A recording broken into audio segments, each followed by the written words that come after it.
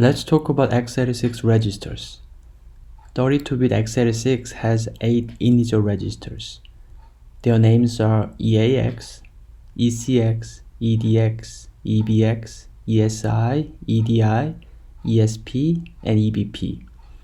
All register names begin with the percentage symbol, and all x86 integer registers except ESP and EBP are general purpose, meaning they do not have much restrictions on their use. Let's talk about their names.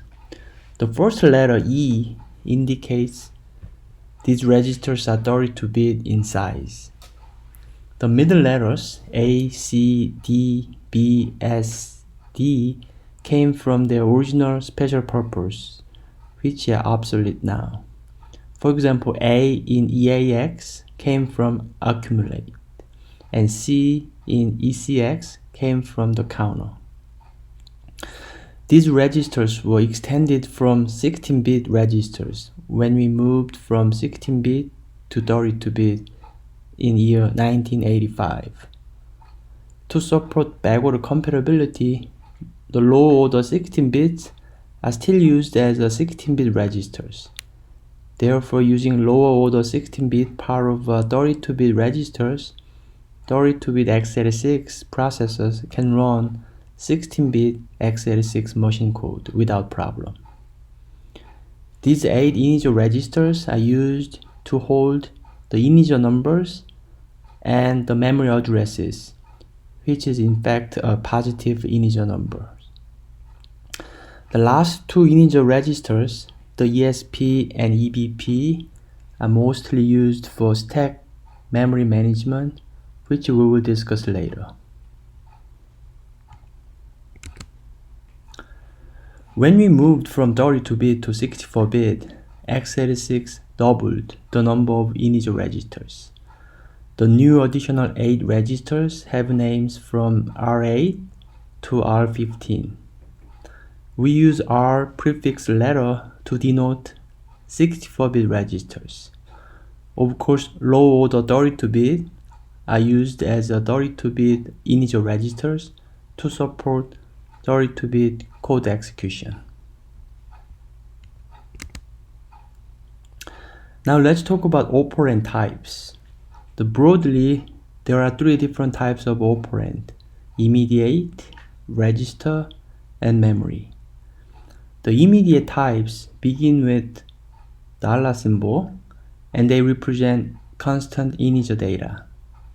Therefore, anything beginning with the $ symbol is just a constant number. The register types are also very straightforward. They are just register names like RAX register and R13 register. The memory types are more involved. The first, we compute the memory address from registers or constant numbers. Then using that memory address, we access memory to get the data or instruction at that memory address. Let's take a brief look at the example in top right corner. So we have a move Q, RAX register, RBX. Both source and destination operands are of register type, and this instruction simply moves data in RAX register to RBX register.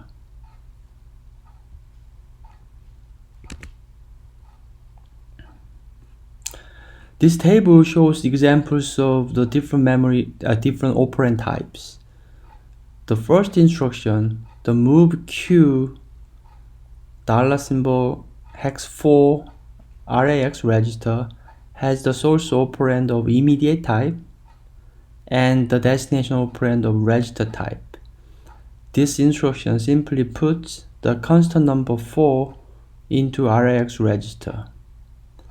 The second instruction, move Q $-147 and parenthesis RAX register, has a source operand of immediate type and the destination operand of memory type, because we have a parenthesis.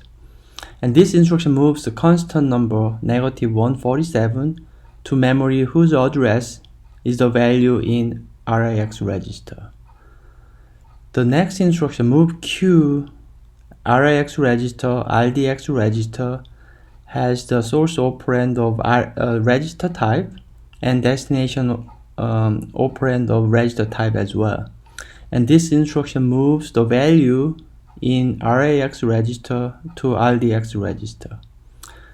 The next instruction, move Q RAX register parenthesis RDX register, has the source operand of register type and destination operand of memory type. And this instruction moves the value in RAX register to memory whose address is the value in RDX register. The last instruction, the move Q parenthesis RAX register and RDX register, has the source operand of the memory type and the destination operand of register type. And this instruction moves the value in memory whose address is the value in RIX register to the RDX register.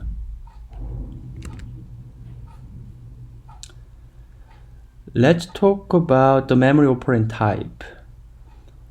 When operand is simply a constant number without the dollar symbol prefix, it is a memory address. So the hardware goes ahead and access the memory using that address. It's called direct addressing. In the example, the move L hex 0223 EAX register, the source operand is just simply hex 0223 without dollar symbol. That is the memory address. Therefore, this instruction moves the data in memory at address hex 0223 to EAX register. The indirect addressing memory type always has parentheses, and the address is computed based on simple math. For example, the source operand hex 4 parenthesis EAX register, EBX register, and 4 computes the memory address by whatever value in EBX times 4 plus whatever value in EAX register and plus 4. We will talk about that on next slide. Alright, so the most general form of indirect memory type is D parenthesis RB, RI, S, where D is displacement, also known as offset, and RB is a base register, and RI is an index register, and S is a scale factor of 1, 2, 4, or 8. Why these numbers? Because of the sizes of array elements. Some of D, RB, RI, S could be omitted, as you will see from examples on next page.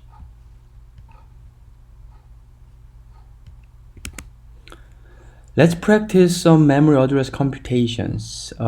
We assume that RDX register has value hex F000 and RCX register has a value hex 100. The first operand is hex 8 parenthesis RDX. So RDX is has base address, and hex 8 is a displacement. So the address is simply the sum add of the hex F000 plus displacement hex 8. So final effective memory address is hex F008. The second example, so we have a parenthesis and two registers without scale factor. So in this example, RDX is a base address and RCX is an index register. So we simply add those two numbers to compute the final effective memory address. So hex F000 plus hex 100 is hex F100. The next example, we don't have displacement, but we have a base address, an index register, and scale factor.